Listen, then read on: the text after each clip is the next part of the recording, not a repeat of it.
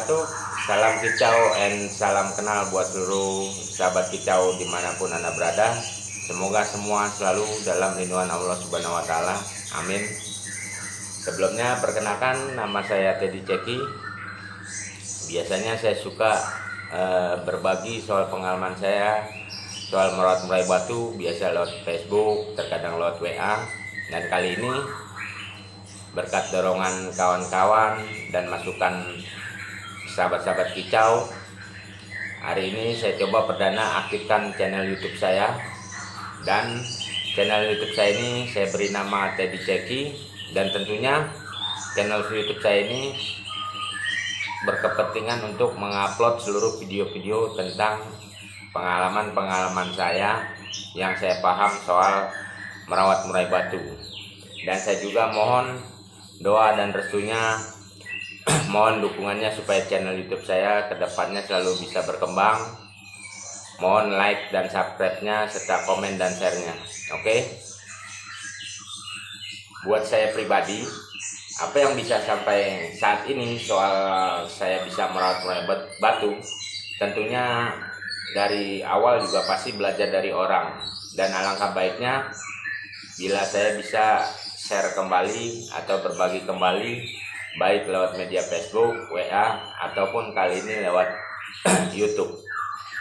Karena buat saya ilmu kalau kagak dibagi pasti akan jadi mubazir, apalagi kalau sampai dibawa mati, amit-amit, malah tidak ada manfaatnya sama sekali. Ya ibaratnya kalau buat saya main murai itu bukan perkara ilmu, kayak seperti matematika, 1 tambah 1 sama dengan 2. Tidak begitu.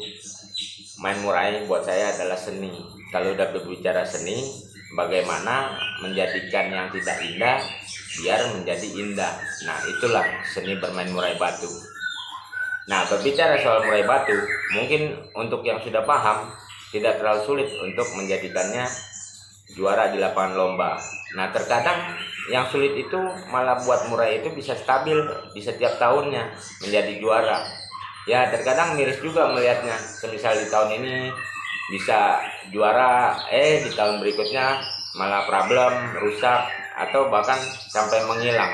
Nah lalu bagaimana caranya supaya bisa stabil terus di setiap tahunnya? Saksikan terus video saya ini.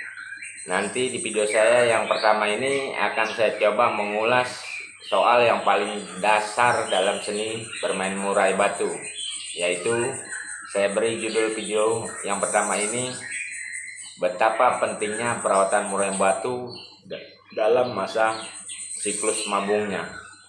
Kenapa saya bilang paling dasar? Karena dari perawatan mabung inilah, apabila perawatannya tepat, insya Allah akan bisa membuat murai stabil dan seterusnya dalam kondisi yang baik. Oke? Sebelum saya masuk ke pokok video, ini pun tidak kalah pentingnya. Ini juga berhubungan nantinya dengan yang saya bahas. Saking istimewanya murai batu, terkadang banyak adat-adat atau sifat murai batu yang bisa buat kita gregetan. Ya, untuk murai batu buat saya dalam 1 tahunnya mempunyai 2 masa. Saya mengenalnya mempunyai 2 masa. Yang pertama masa aktif, yang kedua masa pasif. Nah, apa itu masa aktif dan masa pasif dalam murai batu? Masa aktif adalah dimana kondisi murai batu lagi tidak dalam kondisi masuk siklus mabungnya. Nah, masa pasif adalah dimana murai dalam masa kondisi masuk mabungnya. Dalam 1 tahun biasanya masa pasif dan masa aktif itu biasanya masing-masing 6 bulan. Jadi dalam 1 tahun itu biasanya terbagi 2 antara masa aktif dan masa pasif. Kalau kita mau main angka, kita sebut aja dalam 1 tahun ada 12 bulan. Misal dari bulan 1, bulan 2, bulan 3, dan seterusnya sampai bulan 12. Semisal murai Anda di tahun sebelumnya mulai masuk siklus mabung di bulan 1, biasanya 3 bulan pertama itu akan rontok numbuh. Ada yang dari bulu halus, bulu dada, bulu kepala, bahkan bulu sayap sampai bulu ekor Nah, biasanya di bulan keempat itu murai udah masuk ke masa dorong ekor sampai ke bulan 5. Nah, dan di bulan 6 itu biasanya sudah masuk masa pengondisian yang akhirnya kalau perawatannya tepat di bulan 7 murai sudah dalam kondisi on fire kembali, siap untuk diterjunkan kembali ke area lomba. Jadi kalau Anda bisa paham masa aktif dan masa pasif, insya Allah murai Anda akan selalu dalam kondisi baik. Jadi nasihat saya, jangan suka memaksakan murai. Kalau semisal murai lagi dalam kondisi masa pasif, jangan dipaksakan dirawat seperti di masa aktif. Nanti tentunya akan menjadi masalah ke depannya untuk murai itu. Nah, sekarang lanjut ke pokok judul video ini.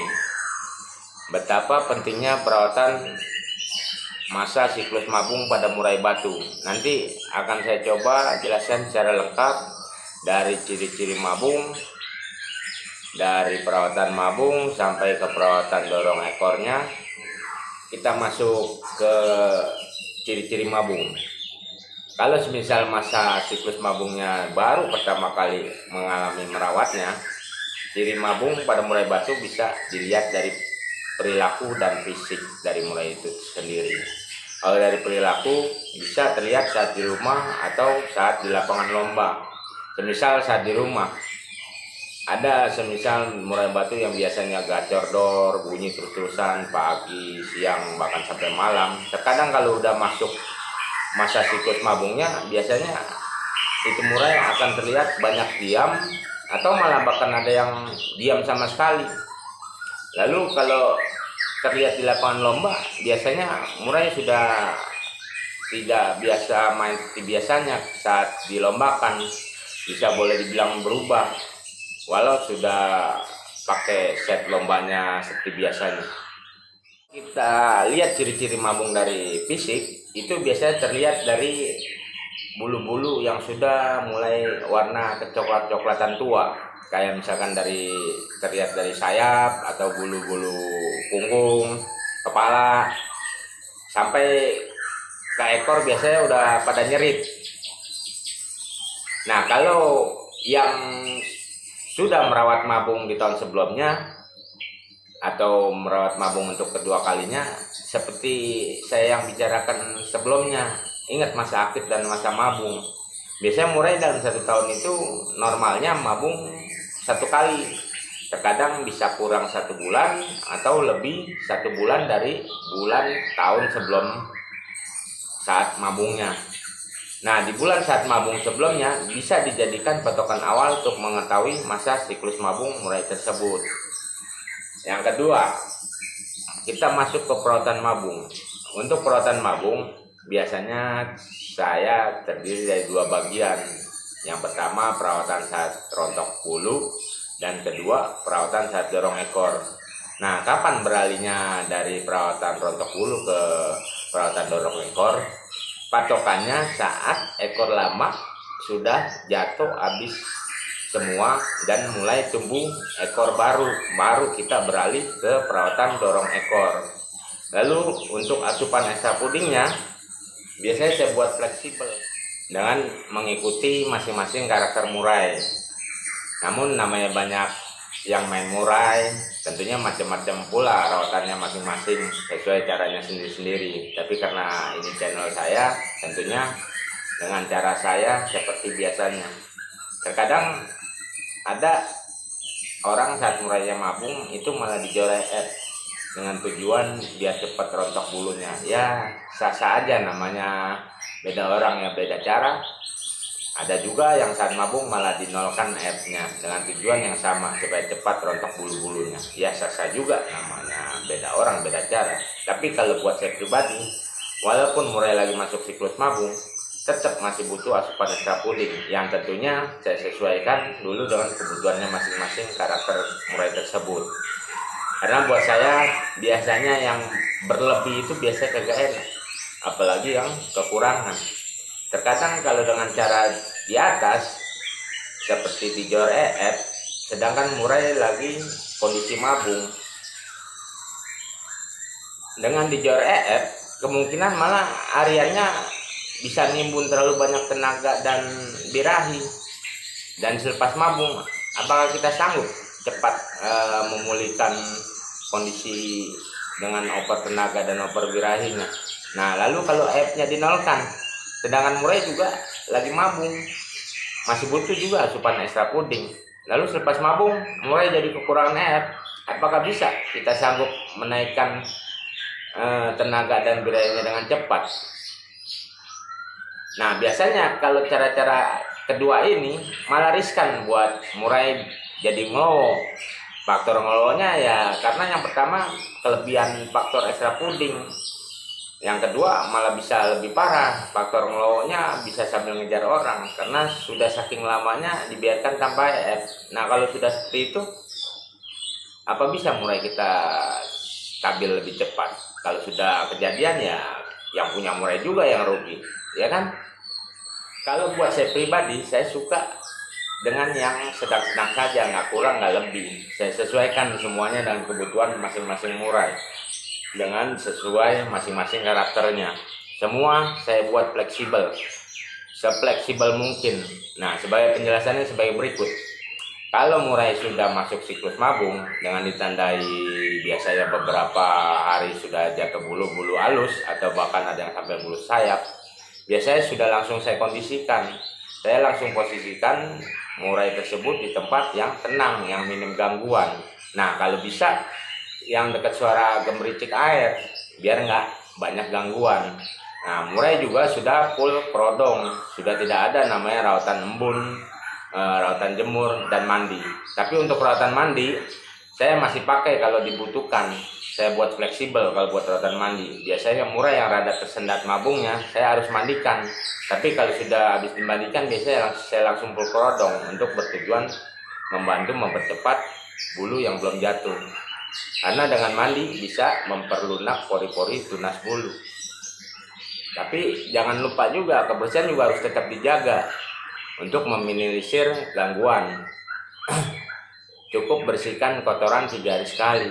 Nah, untuk kebutuhan asupan ekstra pudingnya, biasanya untuk murai yang pola ekor rawatan hariannya diberikan jangkrik 5 ekor sampai 7 ekor pagi dan sore, biasanya saya pangkas 50%-nya. Saya biasanya berikan cukup 3 pagi dan 3 sore. Nah, kalau yang pola rawatan hariannya dikasih jangkrik di atas 10 ekor atau malah nggak makan pur, biasanya cukup saya berikan jangkrik 5 pagi dan 5 sore. Nah, supaya bisa memenuhi kebutuhan makannya, saya tambahkan lainnya, saya berupa ulet ongkong. Biasanya saya berikan masing-masing 10 ekor pagi dan 10 ekor sore. Nah, ulet ongkong ini sudah biasa saya berikan dengan porsi segitu dan aman-aman saja, karena kalau saat mabung, saya pribadi ulet ongkong saya percaya tidak membuat murai over emosi, tapi malah membantu memperlancar jatuh bulunya. Tapi untuk murai batu yang berkarakter cepat panas atau lebih emosinya, saya sarankan gunakan ulet ongkong sebanyak 5 ekor di pagi dan 5 ekor di sore hari.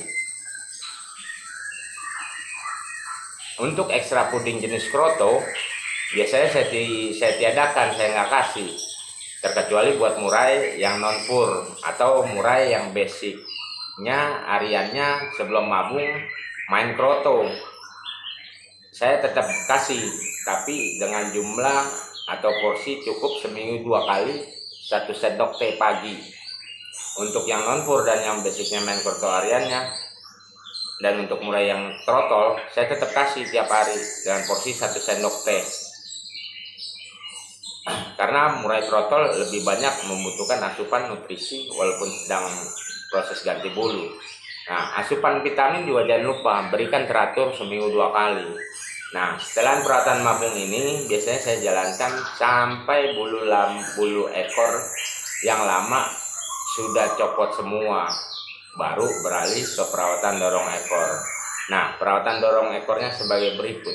Saat dokor atau dorong ekor, ulet ongkong harus di stop pemberiannya, dan porsi jangkrik harus sudah kembali ke set awal hariannya masing-masing. Semisal yang biasa dikasih jaket 5 sampai 7 atau 10 ekor dan seterusnya harus sudah balik ke set hariannya masing-masing seperti biasanya. Sebagai tambahan, saya berikan kroto 2 hari sekali 1 sendok teh dengan tambahan olesi minyak ikan. Seperti yang kita ketahui, minyak ikan sangat banyak manfaatnya dan sangat diperlukan untuk murai yang sedang dorong ekor. Salah satunya manfaat dari minyak ikan bisa sebagai penambah nafsu makan dan penguat bulu dan memperindah bulu. Selanjutnya, murai masih dalam kondisi full prodong. Nanti kalau dokor sudah di atas 7 cm, mulai latih embun seperti biasanya. Bila cuaca baik, kalau cuaca lagi buruk, nggak usah. Jadi dari sejak dini sudah kita ajarkan kembali sifat teritorialnya, mulai kita lagi sifat vektornya. Dan murai sudah mulai bisa dimandikan, tapi cukup 1 kali dalam 1 minggu. Tapi ingat, tetap jangan sampai kena jemur dulu, karena kalau sudah sampai kena jemur, fatal akibatnya. Dokor bisa terganggu dan banyak lagi akibat buruk kalau murai sudah dijemur dalam kondisi masih dorong ekor. Nah, lakukan seperti itu sampai dorong ekor selesai, dan jangan lupa pas saat masuk perawatan dokor itu saat yang pas untuk melakukan pemasteran ulang atau pemasteran untuk penambahan materi-materi variasi lagu baru untuk murai batu. Nanti kapan-kapan saya akan upload masalah cara pemasteran untuk murai batu. Lalu bagaimana kita tahu kalau masa dorong ekor sudah selesai? Nah, kalau saya biasanya pakai 3 patokan untuk melihat dorong ekor sudah selesai apa belum. Yang pertama, jika ujung ekor utama yang paling panjang sudah sama panjangnya keduanya, dan kalau sudah pernah merawat mabung sebelumnya, panjang ekor sebelumnya bisa dijadikan patokan untuk mabung yang selanjutnya. Lalu ujung ekor itu sudah harus ngebuka, nggak kuncup. Dan yang kedua, sisi ekor sudah harus lurus dan tidak bergelombang. Nah, yang terakhir ini harus jeli. Lihat serbuk-serbuk jatuhan jat lilin di alas kotoran. Bentuknya tuh kayak ketombe putih-putih gitu. Apabila sudah terlihat lagi di alas kotorannya, sudah dipastikan perawatan dokornya sudah selesai. Nah, kalau sudah semua proses kita jalani dari perawatan mabung, perawatan dorong ekor, saatnya masuk perawatan pasca mabung atau biasa disebut perawatan pengondisian murai sehabis mabung. Mulai kembalikan ke perawatan sebelum mabung, atau ada yang mau set ulang juga bisa. Hal yang perlu ingat yang sudah saya bicarakan di awal tentang masa aktif dan masa pasif. Saya pribadi kalau merawat murai saat siklus mabung, untuk menjaga amannya, hitung 6 bulan dari awal dia jatuh bulu, baru mulai masuk pengondisian atau pengeringan bulu. Nah, mulai embun seperti biasanya, mandi seperti biasanya, latih jemur bertahap atau latih umbar lagi, sampai ketemu kondisi murai dengan kondisi badan yang sudah langsing, kencang, bulu sudah kering dan sudah gacor kembali. Dan tentunya dengan kondisi respon yang sudah bagus, mudah dipancing atau mudah terpancing saat digoda maupun saat dengar suara murai lain. Nah, biasanya tahap pengondisian ini bisa makan waktu antara 2 minggu sampai 1 bulan. Nah, kalau murai sudah dalam kondisi seperti yang saya sebutkan ini, murai sudah bisa kembali dibawa ke lapangan lomba, dan insya Allah ini semua yang biasa saya lakukan saat murai-murai saya masuk ke masa siklus mabung. Dan alhamdulillah buat saya pribadi ini sudah tepat buat saya, karena dengan cara-cara ini yang biasa saya lakukan saat murai-murai masuk siklus mabung, dan alhamdulillah sampai saat ini tidak pernah ada masalah, dan murai pun biasanya sudah bisa tampil kembali seperti sebelum mabung. Nah, kiranya inilah semua cara saya merawat murai batu kalau lagi dalam kondisi masuk siklus mabung. Semoga bisa bermanfaat buat sahabat-sahabat kicau. Di akhir video, saya minta maaf kalau ada salah dalam penyampaian. Beda orang ya beda cara, intinya semua kembali ke diri Anda masing-masing. Yang penting kalau Anda mau terus mau belajar, dan belajar pun bisa sama siapapun juga, insya Allah suatu saat Anda semua akan menjadi hebat. Saksikan terus video-video saya yang tentunya semua akan terus berisi tentang serba-serbi perawatan murai batu. Wassalam.